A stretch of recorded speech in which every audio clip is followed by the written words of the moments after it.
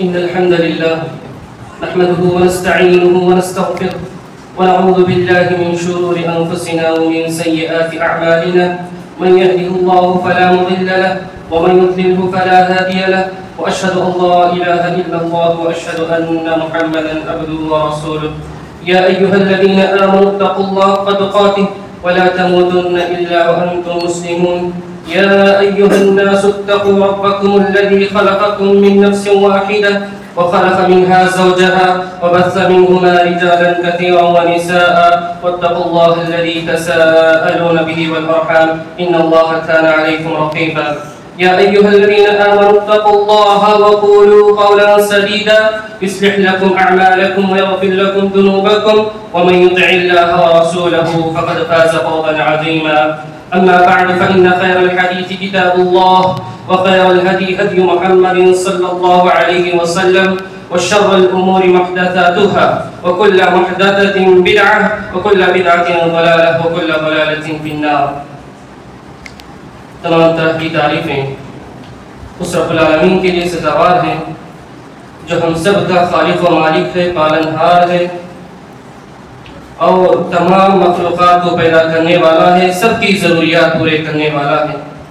اور ہماری رشد و ہدایت کے لیے انبیاء کا سلسلہ جاری کیا اور کتابیں نازل کی. ثانی درود و سلام ہو تمام انبیاء پر، بالخصوص میرے اور آپ کے آخری نبی محمد صلی اللہ علیہ وسلم پر. حاضرین جمعہ،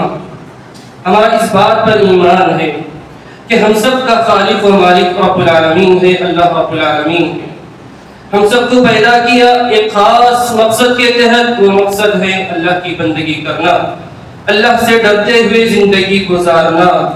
اور ساتھ ہی ساتھ رب العالمین نے اس دنیا میں انسانوں کو بھیجا، جانداروں کو بھیجا، سب کو رہنمائی کے ساتھ جوڑے بنائے، سب کے جوڑے بنائے، انسانوں میں بھی، جانوروں میں بھی، ہر جاندار میں، ہر زیروں میں رب العالمین نے جوڑے بنائے، اور انسان کو اشرف المخلوقات کے تحت اسے ایک مقام عطا کیا. رب العالمین نے بچپن سے لے کر جوانی تک جو ہے انسان کو والدین کے حوالے کیا. والدین کے بعد وہ اپنا جو ہے پرسنل، اپنا جو ہے تنہا اپنا ذمہ دار ہوتا ہے، پھر اس کے بعد وہ دوسروں کا ذمہ دار بنتا ہے، اس کی ذمہ داریاں بڑھتی ہیں. رب العالمین نے انسان کو دنیا میں بھیجا، بھیجنے کے ساتھ ساتھ اس کے اطمینان کے جو اسباب ہو سکتے ہیں، سکون کے جو اسباب ہو سکتے ہیں، اس دنیا میں دل لگانے اور جو ہے دل بہانے کے جو اسباب ہو سکتے ہیں، اپنے غم کو مٹھانے کے جو اسباب ہو سکتے ہیں، دل بہلانے کے جو اسباب ہو سکتے ہیں، رب العالمین نے وہ اسباب بھی مہیا فرمایا. انہی میں سے ایک ہے رشتہ داری، انہی میں سے ایک ہے خاندان، قبیلہ، انہی میں سے ایک ہے جوڑا، زوجین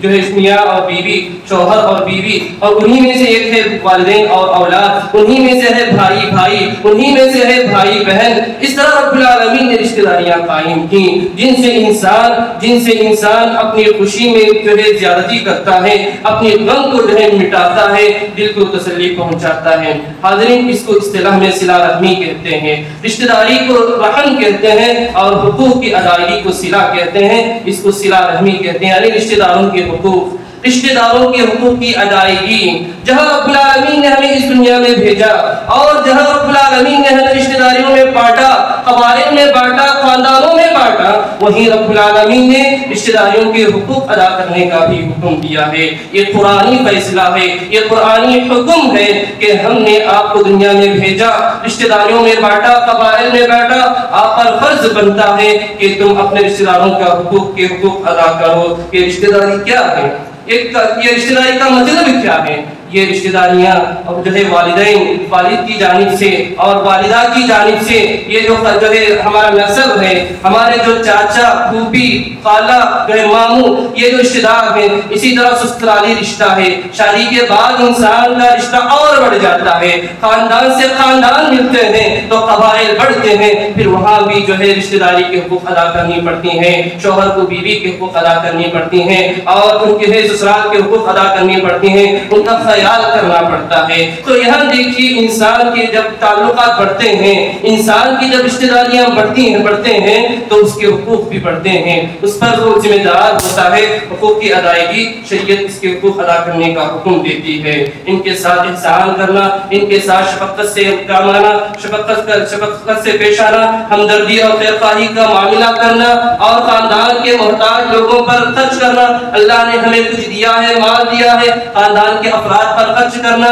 ان سے کلام کرنا، ملاقات کرنا، ان کے بارے میں پوچھ تاچھ کرنا، ان کی زندگیوں کے، ان کے احوال کے بارے میں پوچھنا، دنیا کے جو فوائد ان کو پہنچانا، آخرت کی بھلائی کے ساتھ ان کے ساتھ معاملہ کرنا، آخرت میں جو ہے جنت کو مستحق بنانے کے لیے ان کو جو ہے نیکی کی طرف رہنمائی دینا، یہ سارے جو حقوق بنتے ہیں۔ حاضرین، یہ جو ہے یہ جو رشتہ داریاں ہیں، یہ جو خاندان قبیلے ہیں، اس سے جو ہے اس کے حقوق کی ادائیگی سے خاندانوں میں امن باقی رہتا ہے، محبت جو ہے بڑھتی ہے، آپس میں ایک دوسرے کا احترام باقی رہتا ہے، ایک دوسرے کو پہچانتے ہیں۔ جب خاندان سدھر جاتے ہیں، گھر سدھر جاتے ہیں، میاں بیوی سمجھ جاتے ہیں، اولاد والدین کے حقوق ادا کرتے ہیں، والدین اولاد کے حقوق ادا کرنے لگ جاتے ہیں، تو معاشرہ بھی سدھرتا ہے۔ خاندان جب سدھرتے ہیں، معاشرے بھی سدھرتے ہیں۔ جب معاشرہ سدھرتا ہے، ایک محلہ سدھرتا ہے، محلے کے ساتھ ایک ملک، ایک جو ہے ایک وطن، ایک شہر، ایک ملک سے جو ہے سدھر جاتا ہے۔ تو دیکھیے، رشتہ داری کے حقوق ادا کرنا، یہ شریعت نے اس کا مطالبہ کیا ہے۔ اس کے بالمقابل اگر قطع نہیں کیے، رشتہ داروں کا کے حقوق ادا نہ کیے، اس کی بڑی وعید سنائی گئی ہے شریعت میں۔ حاضرین، رشتہ داری کے حقوق ادا کرنے کو، صلہ رحمی کرنے کو ایمان کا حصہ قرار دیا گیا۔ پیارے نبی صلی اللہ علیہ وسلم نے کہا، من کان یؤمن باللہ والیوم الآخر فلیصل رحمہ، جو اللہ اور آخرت کے دن پر ایمان رکھتا ہو، جو اپنے آپ کو مومن کہنے والا ہو، اپنے آپ کو اللہ پر ایمان لانے کا دعویٰ کرنے والا ہو، اسے چاہیے فلیصل رحمہ، وہ اپنے رشتہ داروں کے حقوق کی ادائیگی جو ہے حقوق کا خیال کرے، صلہ رحمی کرے، رشتہ داروں کے ساتھ اچھا معاملہ کرے۔ اللہ رب العالمین نے صلہ رحمی کے ساتھ صلہ رحمی کرنے والے کے لیے رب العالمین نے رحمت اور بخشش کا دعویٰ کیا، جو ہے وعدہ کیا ہے، مغفرت کا وعدہ کیا ہے، اور نبی کریم صلی اللہ علیہ وسلم کی زبانی یہ بشارت بھی دی، جو شخص صلہ رحمی کرے گا، اپنے رشتہ داروں کے حقوق ادا کرے گا، ان کے ساتھ اچھا رویہ کرے گا، ان کے احوال جانے گا، ان کا ساتھ دے گا، ان کے ساتھ اچھا معاملہ کرے گا، ان کے ساتھ خیر خواہی کرے گا، پیارے نبی صلی اللہ علیہ وسلم کی زبانی رب العالمین یہ بشارت سنائی کہ رب العالمین ایسے بندے کی جو ہے روزی میں برکت دیتا ہے، اور اس کی عمر میں زیادتی کرتا ہے، اور اس کی عمر دراز کرتا ہے، اس کی عمر دراز کرتا ہے۔ حاضرین، آئیے دیکھتے ہیں رشتہ داروں کے حقوق کی ادائیگی کی جب بات آ رہی ہے، یہ حقوق کیسے ادا کریں، کس حق کو اول درجہ دیں، کس حق کو اولیت دیں، رشتہ داروں میں کس چیز کو اول درجہ دیں حق کے حقوق کے معاملے میں۔ سب سے پہلی بات، سب سے پہلا حق جو رشتہ داروں کا ایک انسان پر بنتا ہے اپنے رشتہ دار ہونے کی حیثیت سے، وہ ہے نار جہنم سے نجات، نار جہنم سے بچانے کی کوشش، نار جہنم سے بچانے کی کوشش کرنا۔ یہ بڑا عظیم حق ہے، یہ بڑا عظیم حق ہے۔ انبیاء نے اس حق کو لے کر بڑی کوششیں کی، بڑی ذمہ داری کی زندگی انہوں نے گزاری، اپنی قوم کو لے کر، اپنے خاندان کو لے کر، اپنے قبیلے کو لے کر، اپنے گھر بار کو لے کر آخرت کی نجات کے لیے وہ کوشاں رہتے، آخرت کی نجات کے لیے وہ پریشان رہتے کہ میں درست ہو گیا ہوں، مجھے اللہ رب العالمین بخش دے گا، مجھے معاف کرے گا، تو میرے گھر کا کیا ہوگا، میرے قبیلے کا کیا ہوگا، میرے خاندان کا کیا ہوگا۔ انبیاء سوچا کرتے تھے، یہ انبیاء کی سنت رہی ہے، یہ انبیاء کی صفت رہی ہے کہ وہ اپنے ساتھ ساتھ اپنے گھر والے، اپنے خاندان قبیلے کا بھی سوچا کرتے تھے۔ تمام انبیاء کے بارے میں قرآن یہی کہتا ہے کہ ابلغکم رسالات ربی وانصح لکم واعلم من اللہ ما لا تعلمون۔ انبیاء اپنی قوم، اپنے گھر بار کے سامنے، اپنے رشتہ داروں سے کہتے، ہم آپ کے پاس اللہ کی رسالت پہنچا رہے ہیں، اللہ کا پیغام پہنچا رہے ہیں، ایک اللہ کی بندگی کرو، اس کے ساتھ کسی کو شریک نہ کرو، اس کی فرما برداری کرو، اس کی بات مانو، اس کے مطابق، اس کے کہے ہوئے مطابق زندگی گزارو۔ وانصح لکم، میں تم لوگوں کا خیر خواہ ہوں، اے میرے رشتہ داروں میں تمہارا خیر خواہ ہوں، اے میری قوم کے لوگوں میں تمہارا خیر خواہ ہوں۔ وانصح لکم، میں تمہیں نصیحت کرتا ہوں۔ واعلم من اللہ ما لا تعلمون، میں وہ چیزیں جانتا ہوں، میں ان چیزوں کو جانتا ہوں، اس چیز کا مجھے علم ہے جس چیز کا تمہیں علم نہیں ہے، مجھے تمہیں اللہ نے ایسا علم دیا ہے جس چیز کا تمہیں علم نہیں ہے. یہ نوح علیہ السلام ہیں, اپنے بیٹے کو پانی میں کہے, اپنے بیٹے کو دیکھ رہے ہیں کہ پانی آسمان سے برس رہا ہے اور زمین سے اگل رہا ہے, زمین سے پانی نکل رہا ہے, اور بیٹا ان کے ساتھ آئے بغیر ایک جگہ تنہا کھڑا ہے, اور یہ اپنے بیٹے کو آواز دیتے ہیں وَنَادَى نُوحٌ ابْنَهُ وَنَادَى نُوحٌ ابْنَهُ, اور نوح علیہ السلام اپنے بیٹے کو آواز دیتے ہیں وَكَانَ فِي مَعْزِلٍ يَا بُنِيَّ ارْكَب مَعَنَا وَلَا تَكُن مَعَ الْكَافِرِينَ. وہ تنہا تھا, نوح علیہ السلام سے الگ تھا, ایمان نہیں لایا تھا, کافر قوم کے ساتھ کھڑا تھا. نوح علیہ السلام نے ان سے آواز دی, اے میرے بیٹے, اے میرے بیٹے, کشتی میں سوار ہو جانا, کافروں میں سے نہ ہو جانا. یہی رشتہ داری تھی, یہی صلہ رحمی تھی. نوح علیہ السلام کی زبان یہ الفاظ نکل گئے, اے میرے بیٹے, کافروں میں سے نہ ہو جانا, آخرت کی نجات چاہیے تو میرے ساتھ سوار ہو جا, میرے ساتھ آ جا. اللہ کے نبی صلی اللہ علیہ وسلم نے بھی, اللہ کے نبی صلی اللہ علیہ وسلم نے بھی اپنے قبیلے, اپنے خاندان, اپنے گھر بار کے سلسلے میں رشتہ داری کا جو حق ادا کیا, اولین جو حق تھا پیارے نبی صلی اللہ علیہ وسلم نے یہ ادا کیا. جب یہ آیت کریمہ نازل ہوئی, ابو ہریرہ رضی اللہ تعالیٰ عنہ بیان کرتے ہیں, جب یہ آیت نازل ہوئی وَأَنذِرْ عَشِيرَتَكَ الْأَقْرَبِينَ, اے پیغمبر اپنے جو ہے رشتہ داروں سے اپنی جو ہے دعوت کی شروعات کرنا,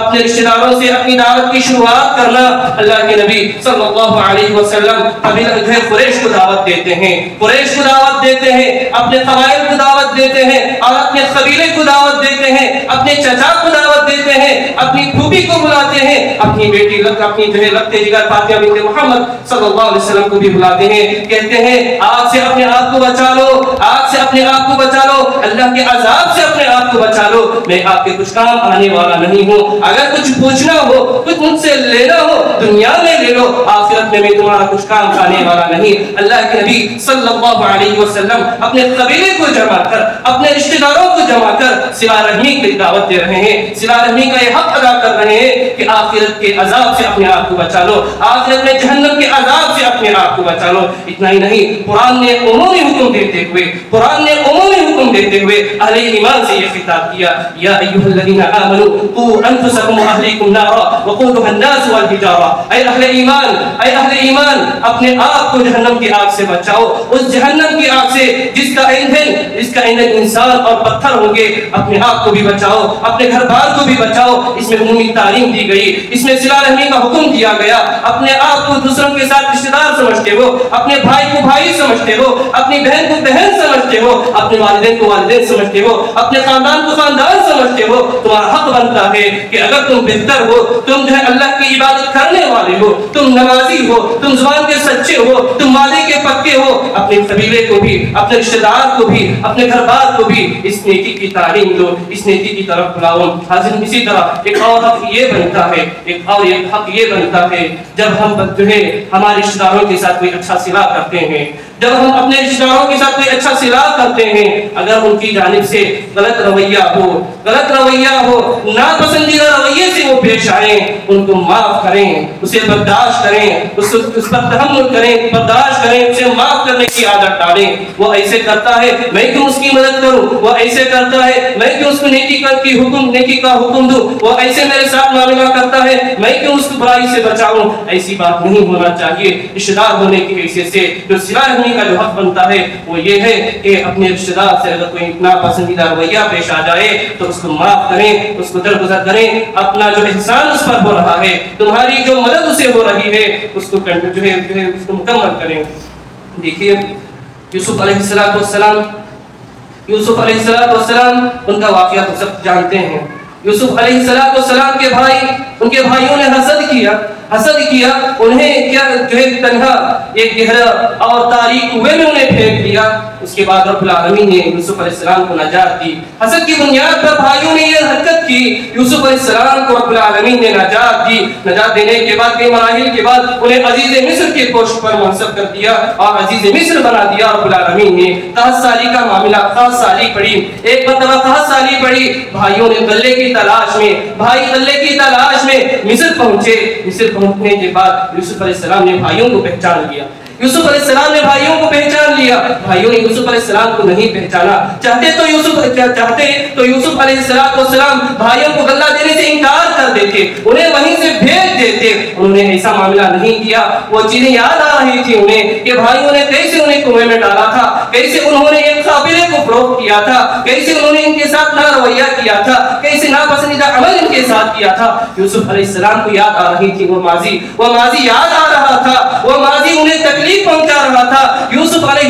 السلام نے اس کو اپنے دل میں دبا کے رکھا, اپنے جذبات کو کنٹرول میں رکھا. زبان سے کوئی جو ہے ایسی بات نہیں کہی کہ بھائی یوسف علیہ السلام کو پہچان کر شرمندہ ہو جائے. یوسف علیہ السلام نے ایسی بات نہیں کہی. پہلی بار بھائی آئے, اللہ دے کر بھیج دیا. ساتھ میں یہ کہا اپنے ایک بھائی کو ساتھ میں لانا جس کا ذکر آپ نے میرے پاس کیا تھا. پھر دوسری مرتبہ آئے اور جب یوسف علیہ السلام نے بنیامین کو اپنے پاس روک لیا, پھر اللہ دے کر جو ہے بھیجا. تو اس کے بعد جب بنیامین اور یوسف کی تلاش میں بھائی نکلے, یوسف علیہ السلام کے سامنے بھائی کھڑے ہیں. اور جب بھائی یوسف علیہ السلام نے کہا کہ کیا آپ کو یاد ہے کہ آپ نے یوسف اور ان کے بھائی کے ساتھ کیا معاملہ کیا, فوراً بھائی چوکنا ہو گئے. کہا انت یوسف, کہ آپ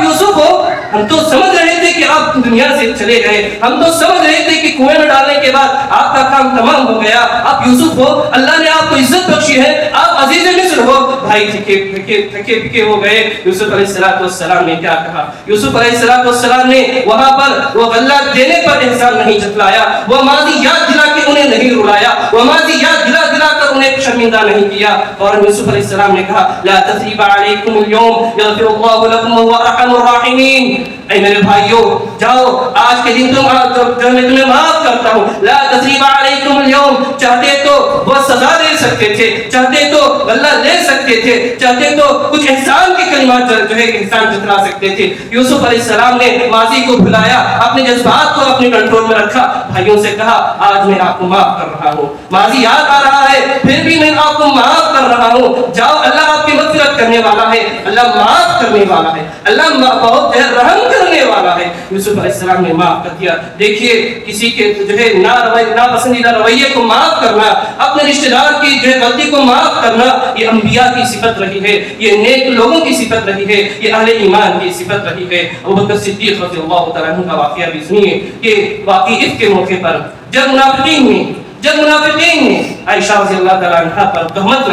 بدکاری کی تہمت لگائی, تو اس میں کئی لوگ جو ہے ملوث تھے, کئی لوگ اس میں شامل تھے. اس میں ایک صحابی رسول تھے مصطح بن عثاثہ, یہ وہ صحابی تھے جو ابوبکر صدیق رضی اللہ تعالیٰ عنہ کے رشتہ دار تھے اور غریب صحابی تھے. مال کم تھا,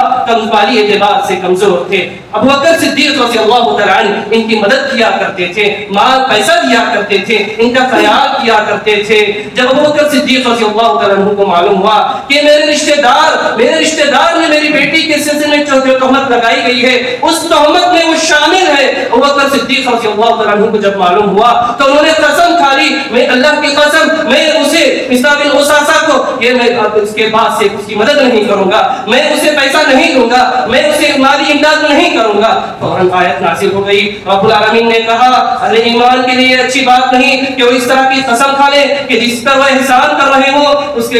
احسان نہ کرنے کی قسم کھانا یہ اہل ایمان کے لیے درست نہیں ہے. کیا وہ چاہتے نہیں کہ اللہ تعالیٰ انہیں معاف کر دے؟ فوراً جب یہ آیت کریمہ جب ابوبکر صدیق رضی اللہ عنہ نے سنی تو فوراً انہوں نے جو قسم کھائی تھی اس قسم کا کفارہ ادا کیا اور پھر سے مصطح بن عثاثہ رضی اللہ تعالیٰ عنہ کو جو ہے مال دینا شروع کر دیا, ان کی مدد کرنے شروع کر دی. حاضرین, اسی طرح ایک صحابی رسول, مسلم کی روایت ہے, ایک صحابی رسول اللہ کے نبی صلی اللہ علیہ وسلم کے پاس آئے. کہا اللہ کے نبی, میرے خاندان میں بس ایسے لوگ ہیں جن کا معاملہ بڑا عجیب ہے. کیا کرتے ہیں وہ لوگ؟ جب میں جوڑنے کی بات کرتا ہوں تو توڑنے کی بات کرتے ہیں, خاندان کو جوڑنے کی بات کرتا ہوں وہ کسی نہ کسی زاویے سے توڑنے کی بات کرتے ہیں. دوسرا معاملہ ان کا بڑا عجیب ہے, جب میں ان کے ساتھ نیکی کا معاملہ کرتا ہوں, بھلائی کا معاملہ کرتا ہوں, میرے ساتھ برائی کا معاملہ کرتے ہیں. ایک اور معاملہ بڑا عجیب ہے ان کا. کہا میں ان کو معاف کرتا ہوں ان کی غلطی پر, لیکن وہ میرے ساتھ بدسلوکی کرتے ہیں, میں انہیں درگزر کرتا ہوں, میرے ساتھ وہ لوگ میرے ساتھ بد اخلاقی سے پیش آتے ہیں. اللہ کے نبی نے سنا, کہا اگر معاملہ ایسا ہے تم ان کے ساتھ اچھا سلوک کر رہے ہو, وہ تمہارے ساتھ برا سلوک کر رہے ہیں, تو اگر معاملہ ایسا ہی ہے جیسے تم کہہ رہے ہو تو سنو میری بات. پیارے نبی نے کہا तुम गोया कि उन्हें राख खिला रहे हो, अंगार का एक गोला खिला रहे हो, और इसके बदले जो रवैया वो तुम्हारे साथ कर रहे हैं, इसके बदले रब्बुल आलमीन तुम्हारे लिए एक मुहाफिज निगरान, एक हिफाजत करने वाले को आपके साथ शामिल कर देता है। अल्लाह की मदद आपके साथ रहती है। तुम अपने इस रवैये को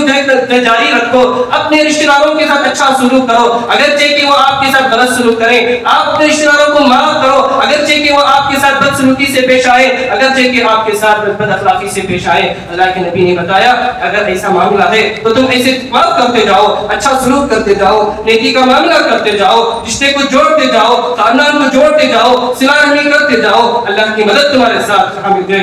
रहेगी, अल्लाह की मदद आपके साथ रहेगी। हाज़िर, इस तरह जब कोई भी ना रवैया जो है ऐसा रवैया जो नापसंदीदा हो, नापसंदीदा रवैया पेश आए, उसको माफ करें, दरगुजर करें, नजरअंदाज करें, क्योंकि ऐसे ही मामला से जो है रिश्ते टूटते हैं, दूरियां जो है पैदा होती हैं, जोड़े टूटते हैं, हुकूक जो है सिला रहनी में हुकूक तलफी होती है, और जो है एक घर में रहते हुए मुंतशिर रहते हैं, एक खानदान में रहते हुए दूरियां दूर रहते हैं, एक कबीले में रहते हुए बटे हुए रहते हैं। हाज़रीन, थोड़ी थोड़ी बातों पर नाराज हो जाना, किसी की बात को बगैर समझे के उसको गलत समझकर उससे दूरी इख्तियार कर लेना, ये एक मोमिन की शान नहीं है, एक मोमिन की सिफत नहीं है। हम अपने आप को मुसलमान कहते हैं, हम अपने आप को मोमिन कहते हैं, तो हमें चाहिए नबी करीम सल्लल्लाहु अलैहि वसल्लम ने जो उसूल बताए, जो ज़वाबित बताए, जो क़वानीन बताए, उन क़वानीन के तहत अपनी जिंदगी गुजारें, माफ करने की आदत डालें, नजरअंदाज करने की आदत डालें, और जो है रिश्तेदारी को जोड़ने की आदत डालें। हाज़रीन, इसी तरह रिश्तेदारों की हुकूक की जब बात करें, सिला रहमी की जब बात करें, एक ये भी है, हक ये भी बनता है कि अपने मोहताज रिश्तेदारों पर खर्च करें, अपने रिश्ते खानदान के मोहताज लोगों पर खर्च करें, उनका ख्याल करें, खुशियों में उनको शरीक करें, उनके ईदों में उनको शरीक करें, उनके पास जाएं, उनका हाल पूछें, उनका साथ दें। ये जो है सिला रहमी का ये भी हक बनता है, रिश्तेदारों के हुकूक का ये भी हक बनता है। देखें, उससे बुखारी मुस्लिम की रिवायत है, अबू तलहा रज़ियल्लाहु तआला अन्हु, ये जो है मदीने के ये जो अंसारी सहाबी हैं, मदीने के रहने वाले हैं, ये वो सहाबी हैं जिनके पास मदीने में कई बागात थे, कई बागात के मालिक थे, कई खेतों के मालिक थे, और इनके पास एक बाग था, इनके पास एक बाग था, इसको जो है बैरुहा कहा जाता है। वो बाग मस्जिद नबी के सामने था, जहाँ मीठा पानी और खजूर के दरख्त थे, और उनका बड़ा पसंदीदा बाग था। अल्लाह के नबी सल्लल्लाहु अलैहि वसल्लम हर दिन उस बाग में जाते, उस बाग के पानी को पीते, उस बाग की खजूर खाते, वहाँ जो है वहाँ अल्लाह के नबी बैठ जो है आराम करते, अल्लाह के नबी जाया करते थे बाग को। देखिए, एक आयत नाजिल हुई, लन तनालुल बिर्रा हत्ता तुनफिकू मिम्मा तुहिब्बून। आयत नाजिल हुई कि तुम उस वक्त तक भलाई हासिल नहीं कर सकते, उस वक्त तक नेकी हासिल नहीं कर सकते जब तक कि तुम अपनी महबूब चीज को अल्लाह के राह में खर्च ना कर दो। जैसे ही अबू तलहा रज़ियल्लाहु तआला अन्हु के कानों से ये आयत टकराई, अबू तलहा रज़ियल्लाहु तआला अन्हु फौरन अल्लाह के नबी के पास आए, कहा, अल्लाह के नबी, मैंने ये आयत सुनी है कि इस आयत में ये जो अल्लाह रब्बुल आलमीन ने कहा है कि तुम उस वक्त तक भलाई हासिल नहीं कर सकते जब तक कि तुम अपनी महबूब चीज को अल्लाह की राह में खर्च ना करो। मैं चाहता हूँ मेरा ये बैरुहा बाग मैं अल्लाह की राह में खर्च कर दूं, जिस बाग में आप आकर पानी पिया करते हैं, और जो बाग की मुझे बड़ा पसंदीदा बाग है, मैं ये बाग पसंदीदा होने के बावजूद मैं आखिरत पर और अल्लाह से अजर हासिल करने के लिए मैं ये बाग अल्लाह की राह में खर्च करता हूँ।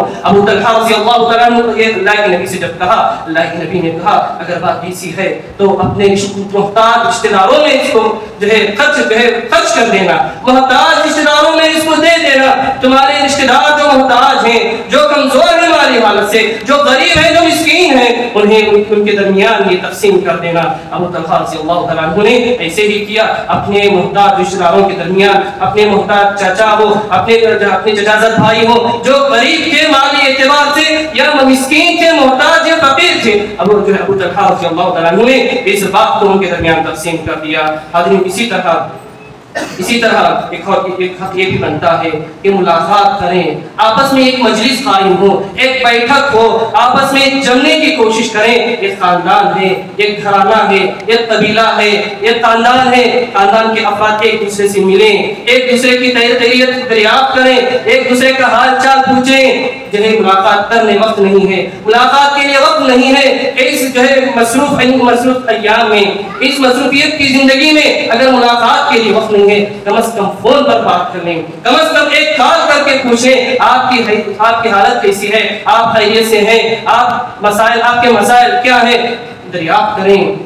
کریں۔ اگر کوئی انسان اپنی حالت بیان بھی نہ کرے، صرف اتنا پوچھنے پر اسے تسلی ملتی ہے، اسے دل کو ٹھنڈک محسوس ہوتی ہے۔ یہ شریعت کی تعلیم ہے، یہ شریعت کی تعلیم ہے۔ اپنے رشتہ داروں کے ساتھ صلہ رحمی کریں، اپنے رشتہ داروں کے ساتھ صلہ رحمی کریں، خواہ رشتہ دار مالدار ہو، خواہ رشتہ دار غریب ہو، خواہ وہ پیسے والا ہو، خواہ وہ شہر میں رہنے والا ہو، خواہ وہ قریب میں رہنے والا ہو، خواہ وہ ملک کے باہر رہنے والا ہو، کہیں کا بھی ہو، پیسہ دیکھ کر رشتہ داری قائم نہ کریں، پیسہ دیکھ کر اسے کال نہ کریں، پیسہ دیکھ کر اس کی رشتہ داری کو مضبوط نہ کریں، بلکہ رشتہ داری کا جو ہے صلہ رحمی کا حق یہ ہے، صلہ رحمی یہ ہے خاندان کے ہر فرد سے اپنے آپ کو جوڑنے کی کوشش کریں، خاندان کے ہر فرد سے قریب ہونے کی کوشش کریں، اور جو کوئی بیمار ہو، خاندان میں کوئی بیمار ہو جائے، بڑا ہو کے چھوٹا، اب جو ہے اس کی عیادت کرنے کی کوشش کریں، عیادت کریں۔ کسی کے گھر خوشی کا ماحول ہے، خوشیوں میں شریک ہونے کی کوشش کریں، کسی کے گھر غمی کا ماحول ہے، اس کی جو ہے غم میں جو ہے اس کے غم میں شریک ہو کر اسے تسلی دینے کی کوشش کریں۔ آپس میں مل جل کر رہنا یہ شریعت کا جو ہے حکم ہے کہ آپس میں مل جل کر رہیں، رشتہ داروں کے حقوق ادا کریں۔ صلہ رحمی کا یہ بھی حق بنتا ہے، صلہ رحمی کا یہ بھی حق بنتا ہے، اور جو ہے اپنے رشتہ داروں کے ساتھ اچھا معاملہ کرنا۔ لیکن یاد رکھیں صلہ رحمی ایسی نہ ہو جو شریعت کے حدود پار کر دیں، صلہ رحمی ایسی نہ ہو جو شریعت کے حدود پار کر دیں۔ کیا مطلب؟ کہ برائی میں اس کا ساتھ دیں، اس کی بدعات و خرافات رسم و رواج میں شرکت کریں، اس کی بدعات والی مسجد میں مجلسوں میں شرکت کریں، یا برائی کے سلسلے میں اس کے مالی اعتبار سے مدد کریں، یا برائی کی طرف اس کی رہنمائی کریں، یا برے راستے پر چل رہا ہو تو اس کی مدد کریں، اس کا تعاون کریں۔ ایسے نہیں ہونا چاہیے۔ ایسے ہی صلہ رحمی جو ہے زمانے جاہلیت میں ہوا کرتے تھے، زمانے جاہلیت میں ایسے ہی ہوا کرتا تھا۔ وہ یہ نہیں دیکھتے تھے ہمارے خاندان کا شخص حق پر ہے یا حق پر نہیں ہے، ہمارے خاندان کا شخص سچا ہے یا جھوٹا ہے، یہ نہیں دیکھتے۔ جب کسی کا جو ہے کوئی ان کے خاندان کے فرد کو مار دیتا تو یہ سامنے والے کو مارنے کے پیچھے پڑے رہتے، قتل کرنے کے پیچھے پڑے رہتے، یہ نہیں دیکھتے کہ ہمارا خاندان والا غلطی پر ہے یا حق پر تھا، غلطی پر تھا یا حق پر تھا، یا پھر کوئی ایسا معاملہ آ جاتا، جھگڑا ہو جاتا قبائل میں، تو یہ حمیت کہتے ہیں اس کو، یہ جاہلی حمیت، جاہلی حمیت یہ ایسی ہوتی ان کے درمیان کہ اپنے قبیلے کے شخص کی حد درجے مدد کرتے، حد درجے اس کی جو ہے مدد کرنے کی کوشش کرتے تھے۔ شریعت اس کا حکم نہیں دیتی، شریعت اس کا حکم نہیں دیتی۔ صلہ رحمی کا مطلب یہ ہے حق کے معاملے میں، سچائی کے معاملے میں، دینداری کے معاملے میں، بھلائی کے معاملے میں، سچائی کے معاملے میں اپنے رشتہ داروں کا ساتھ ہو، دیکھ رہے ہو اپنے رشتہ دار غلط راستے پر جا رہے ہیں، وہ غلط رویہ اختیار کر رہے ہیں، وہ دھوکہ دے رہے ہیں، ان کو روکیں، ان کو سمجھائیں، ان کو سنبھالیں، ان کو سمجھانے کی کوشش کریں، اللہ کی طرف رجوع کرنے کی انہیں دعوت دیں، جب جا کر ہم جو ہے خیرخواہ ہو سکتے ہیں۔ اس طرح جو ہے صلہ رحمی یہ بڑا عظیم عمل ہے، یہ بڑا عظیم عمل ہے۔ رب العالمین نے اس کا حکم بھی دیا ہے، اور اس پر رب العالمین نے بہت سے وعدے بیان کیے ہیں، بہت سی بشارتیں بھی سنائی ہیں۔ دعا ہے رب العالمین سے رب العالمین مجھے کہنے والے کو اور آپ سب سننے والوں کی باتوں پر عمل کرنے کی توفیق عطا فرمائے۔ اللہ تعالیٰ نے ہمیں جن خاندانوں میں بانٹا ہے، جو خاندان ہمیں بطور نعمت کے ہمیں عطا کیے ہیں، والدین عطا کیے ہیں، بھائی رشتہ دار عطا کیے ہیں، رب العالمین ہم سب کو مل جل کر رہنے کی توفیق عطا فرمائے۔ والدین کو اولاد کے حقوق ادا کرنے، اولاد کو والدین کے حقوق ادا کرنے، بھائی کا حق ادا کرنے، بھائی بہن کا حق ادا کرنے کی رب العالمین توفیق عطا فرمائے۔ آج کل ہمارے اندر یہ جو دوریاں آ گئی ہیں، بھائی سے دور ہوتا ہے، اور جو ہے معاشرے میں دیکھ کر معلوم نہیں ہوتا یہ اس کا سگا بھائی ہے، یہ اس کا سگا بھائی ہے، یہ ان کی اولاد ہے، یہ ان کے والدین ہیں۔ یہ پہچاننا مشکل ہو جاتا ہے دوریوں کی وجہ سے، یہ پہچاننا مشکل ہو جاتا ہے دوریوں کی وجہ سے۔ ہمیں اپنے آپ کو متحد ہو کے رکھنا ہے، لوگوں کو پتا چلے کہ میں ان کا رشتہ بھائی ہوں، میرے یہ والدین ہیں، مل جل کر رہیں، ہر ایک دوسرے کے حقوق ادا کرنے کی کوشش کریں۔ اور قطع رحمی یہ بہت بڑا عذاب ہے، یہ بہت بڑا گناہ ہے، یہ یہ بہت بڑا گناہ ہے، اس کی کئی وعیدیں بیان کی گئی ہیں، وقت نہیں ہے ورنہ یہ باتیں میں آپ کے سامنے بیان کر دیتا۔ اللہ تعالیٰ ہم تمام کو دنیا میں جب تک زندہ رکھے، حق پر واقعی رکھے، ایمان پر واقعی رکھے، جب موت دے تو رب العالمین ہمیں ایمان کی حالت میں موت دے، اور ہمیں جو بیمار ہے رب العالمین انہیں شفائے کاملہ عاجلہ عطا فرمائے، جو پریشان حال ہے رب العالمین ان کی پریشانیوں کو دور کرے، جو قرض دار ہیں رب العالمین ان کے قرض کی ادائیگی کے اسباب مہیا فرمائے، جو مرحومین ہیں رب العالمین انہیں قبر کے عذاب سے نجات دے اور انہیں جو ہے قبر کو جنت کا حصہ بنا دے، اور جو مظلوم ہیں رب العالمین ان کو مظلوم سے نجات دے، جو مرحومین ہیں رب العالمین انہیں قبر سے نجات دے، قبر کے عذاب سے نجات دے، جو ظالم ہیں رب العالمین ان کے ظلم کو ختم کر دے، ان کی قوتوں کو ختم کر دے اور ان کو ظلم کا انجام دنیا میں ہی دکھا دے۔ اللہ تعالیٰ ہم سب کو ایک بن کر نیک بن کر اتحاد کے ساتھ زندگی گزارنے کی توفیق عطا فرمائے۔ آمین۔ وآخر دعوانا الحمد للہ رب العالمین۔